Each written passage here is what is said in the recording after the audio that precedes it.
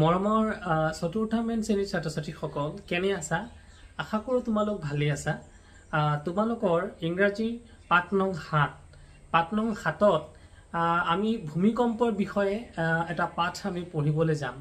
আৰু ভূমিকম্প সম্পৰ্কে তোমালোকে অকমান এটা ধাৰণা লোৱাটো আৱশ্যক। ভূমিকম্প কি তোমালোকে ভালকৈ জানা যে বিভিন্ন সময়ত তোমালোকৰ বিদ্যালয়ত যেতিয়া তোমালোকে হয়তো পঢ়া শুনা কৰি থাকা, কেতিয়াবা ঘৰত হলেও কেতিয়াবা মাজ নিশাত হলেও তোমালোকে এনেকুৱা অনুভৱ পাইছা যে ভূমিকম্প আহিলে হঠাৎ এটা ডাঙৰ জোকাৰণিৰ সৃষ্টি হয় আৰু সৃষ্টি হোৱাৰ লগে লগে আমাৰ মনত হোৱা দোৱা লাগে, ভয় ভাৱৰ সৃষ্টি হয়। এয়া হৈছে ভূমিকম্প। আৰু ভূমিকম্প আসলতে ডাঙৰ ক্লাছলৈ তোমালোকে গলে বুজি পাবা যে আমাৰ যিবিলাক গ্ৰেট টেকটনিক প্লেট বিলাক আছে, প্লেট বিলাকৰ মাজত সংঘৰ্ষৰ ফলত ভূমিকম্প হয়। নতুবা কেতিয়াবা সাগৰৰ তলিত বিভিন্ন ধৰণৰ ফুটা বা পানীৰ ছিদ্ৰই যদি মাটিৰ তল ভিতৰলৈ প্ৰৱেশ কৰে তেতিয়া ভূমিকম্প হোৱা দেখা যায়। গতিকে ভূমিকম্প হলে আমিনো কি কৰিব লাগে আৰু ভূমিকম্পৰ ফলত কিনো ক্ষয়ক্ষতি হ'ব পাৰে বা কি সজাগতা আমি ল'ব লাগে ইত্যাদিৰ বিষয়ে আজি আমি 7 নং পাঠটোত আমি পঢ়িম। আৰু ভূমিকম্প আসলতে ভূমিকম্পক ইংৰাজীত কোৱা হয় আৰ্থকুইক। আৰু এই জানিবলগীয়া কথা, এই ভূমিকম্পটো তোমালোকে জোখা হয় যেনেকে ৰিখটাৰ স্কেল। তোমালোকে যেনেকে যিকোনো বস্তুৰ এটা একক থাকে, গতিকে এই ভূমিকম্পটো জুখিবৰ বাবে ৰিখটাৰ স্কেল ব্যৱহাৰ কৰা হয়। এতিয়া কথাটো হ'ল এই ভূমিকম্পৰ ফলত আমি কি ধৰণৰ ক্ষয়ক্ষতি হ'ব পাৰে। ভূমিকম্পৰ ফলত বিভিন্ন ধৰণৰ ঘৰ দুৱাৰ ভাঙাৰ পৰা ধৰি মানুহ মানে বহু মানুহ জীৱ জন্তু মৃত্যু মুখত পৰে। কেতিয়াবা বিভিন্ন গছ গছনি পৰি বিভিন্ন বৈদ্যুতিক খুঁটা ইত্যাদিও মানে ক্ষয় হ'ব, ডাঙৰ অট্টালিকা আদিৰ ক্ষতিসাধন হয়। তোমালোকে ইতিমধ্যে পাইছা যে ভূমিকম্পৰ ফলত চুনামি হোৱা দেখা যায়। চুনামি মানে কি, ধৰি লোৱা আমি ভূমিকম্পৰ ফলত যেতিয়া সূৰ্যগ্ৰহণ বা চন্দ্ৰগ্ৰহণ, যে মানে আচলতে আমি জানো যে পৃথিৱীয়ে প্ৰতিটো বস্তুকে নিজৰ ফালে আকৰ্ষণ কৰে, যাক নেকি মহাকৰ্ষণ বুলি কয়। আৰু এই মহাকৰ্ষণৰ ফলত যেতিয়া পৃথিৱীৰ দিশ আৰু মানে সাগৰ পৃষ্ঠৰ লগত মানে আমাৰ আকৰ্ষণ বলত সাগৰ পৃষ্ঠৰ ওপৰত প্ৰভাৱ পৰে, অৰ্থাৎ সাগৰৰ পানী যিটো নেকি আমাৰ স্বাভাৱিক উচ্চতা তাতকৈ বহু মিটাৰ ওপৰলৈ উঠি যায়। আৰু যাৰ ফলত কি হৈ যায়, পানীভাগ ওপৰলৈ উঠি যোৱাৰ ফলত আমি চুনামিৰ সৃষ্টি হোৱা দেখা যায়। আৰু চুনামিৰ ফলত তোমালোকে 2004 চনত তোমালোকে শুনিছিলা যে ইণ্ডোনেছিয়া, শ্ৰীলংকা এনেবোৰ ঠাইত চুনামিৰ ফলত বহু লোক লাখ লোক মৃত্যুবৰণ কৰিছিলে। গতিকে যিয়ে নহওক, ইতিমধ্যে আমি চুনামি সম্পৰ্কে আমি আৰু পৰৱৰ্তী ক্লাছবিলাকত বা পৰৱৰ্তী আমি শ্ৰেণীত ভালদৰে জানিম। তেতিয়াহ'লে আহাচোন আমি আজি আৰ্থকুইক সম্পৰ্কে আমি পাঠটো পঢ়ো। আৰু এই পাঠটোত থকা বিভিন্ন ধৰণৰ ব্যাকৰণ ভিত্তিক কুৱেশ্যনবিলাক আৰু পাঠটোৰ অৰ্থ বুজি লৈ পেলাই আমি ইয়াৰ অৰ্থবোৰ আমি জানি ল'ম। গতিকে মনত ৰাখিবা, ভূমিকম্প জুখিবৰ বাবে ব্যৱহাৰ কৰা স্কেলটো হ'ল ৰিখটাৰ স্কেল। আৰু আমি ভূমিকম্পৰ সময়ত কোনো ধৰণৰ পেনিক অৰ্থাৎ কোনো ধৰণৰ হুলস্থুলীয়া পৰিৱেশ সৃষ্টি নকৰি পেলাই আমি মগজু স্থিৰ ৰাখি পেলাই আমি কি কৰিব লাগে, যিকোনো ঘৰৰ পৰা বাহিৰলৈ ওলাব লাগে, মুকলি ঠাইলৈ ওলাব লাগে।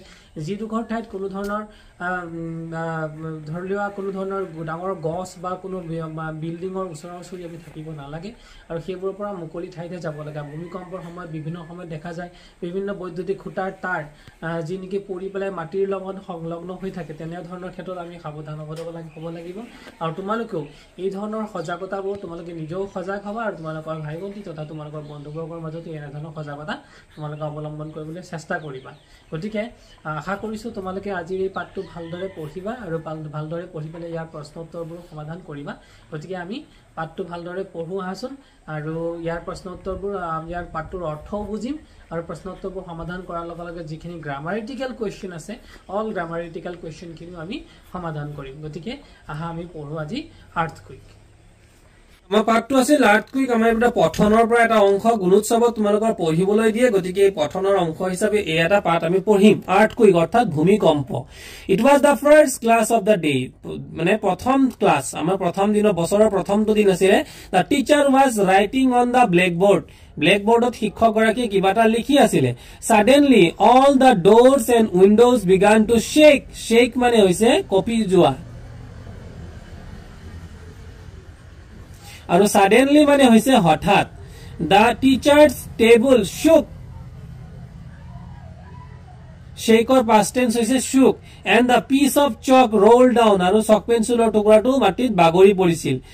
To the ground, The children shouted. Lora soli bole shior bakhor arambho korisile. Shouted mane hoise shior bakhor kora. Earthquake, earthquake. Orthat bhumikompo, bhumikompo. All of them started running out of the room. Hokolue roomor pora bahiroloi ulai ahil. The teacher said, "Don't run. Go out of the room carefully." Dora doriba, lora dhopora nokoriba. Lahe dire tumaloke roomor pora ulai jua. বা কোঠাটোৰ পৰা ওলাই যোৱা after এ while everything become quiet অলপ সময়ৰ পিছত সকলো became quiet অৰ্থাৎ সকলো স্থিৰ হ'ল the students came back to their classroom লৰা ছোৱালী বিলাক বোৰ তেওঁলোকৰ শ্ৰেণী কোঠালৈ উভতি আহিল they got busy with their work again আকৌ তেওঁলোকৰ নিজৰ কামত সকলো ব্যস্ত হৈ পৰিল soon they heard an announcement মানে হৈছে ঘোষণা হঠাৎ কৈ তেওঁলোকে এটা ঘোষণা সোনকালে শুনিলে আউটসাইড দা ক্লাছৰুম ক্লাছৰ বাহিৰত অৰ্থাৎ শ্ৰেণীকোঠাৰ বাহিৰত they all looked out of the window আৰু উইন্ডোলৈ সকলোৱে খিৰিকীৰ ফালে সকলোৱে চালে দে চ এ ৰিক্সা এটা ৰিক্সা দেখা পালে a man was sitting on it with a microphone এটা মাইক্ৰোফোন অৰ্থাৎ মাইক লৈ পেলাই এজন মানুহে কিবা এটা ঘোষণা কৰি আছিল ইন হিজ হেণ্ড তেওঁৰ হাতত he is telling people what to do during earthquake হলে কি কৰিব লাগে তাকে তেওঁ কৈ আছিল ইয়াতে কৈছিলে তেওঁ এটেনশন মানে হৈছে মনোযোগ দিবলৈ দিছিল ডু নট পেনিক মানে হৈছে লৰা ধপৰা কৰা বা ভয় খোৱা ভয় নাখাবা বা লৰা ধৰা নকৰিবা কাম out to an open place এটা মুকলি ঠাইলৈ ওলাই গুছি আহা do not use the stairs of বিল্ডিংৰ ষ্টেয়াৰ অৰ্থাৎ সিঁড়ি খটখটি সিঁড়ি ব্যৱহাৰ নকৰিবা do not stay use close to glass Windows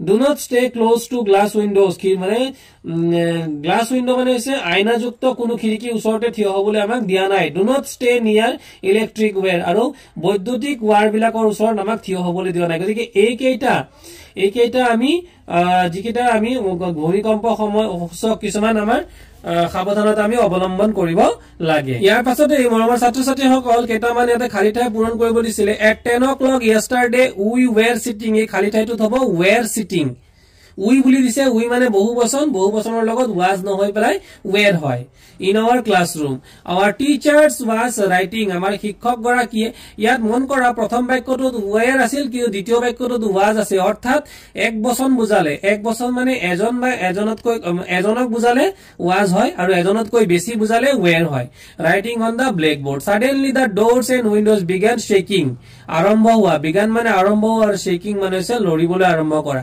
the children were running out of the classroom আৰু লৰা ছোৱালীবোৰে ক্লাছৰুমৰ পৰা ওলাই দৌৰ মাৰিছিল soon there was an announcement a man was sitting গতিকে এটো হ'ব was sitting আৰু শেষৰ খালি বাক্যটো হ'ব was telling গতিকে এটো মন কৰিবলগীয়া কথা এইটোৱে যে the children মানে হৈছে লৰা ছোৱালী মানে এটাতকৈ বেছি লৰা ছোৱালী গতিকে ইয়াত হ'ব were এক বচন বুজালে was আৰু বহু বচন বুজালে were ব্যৱহাৰ আমি কৰিব লাগে তেতিয়াহলে ইয়াৰ পৰৱৰ্তী 16 নম্বৰ কোৱেশ্চন মোৰ আমি চাও কেইটামান খালি ঠাই আমাক পূৰণ কৰিব দিছে খালি ঠাই প্ৰথমটো খালি ঠাই হ'ব you give me the phone number of civil হস্পিটেলৰ দিব পাৰিবা নে পৰা শব্দটো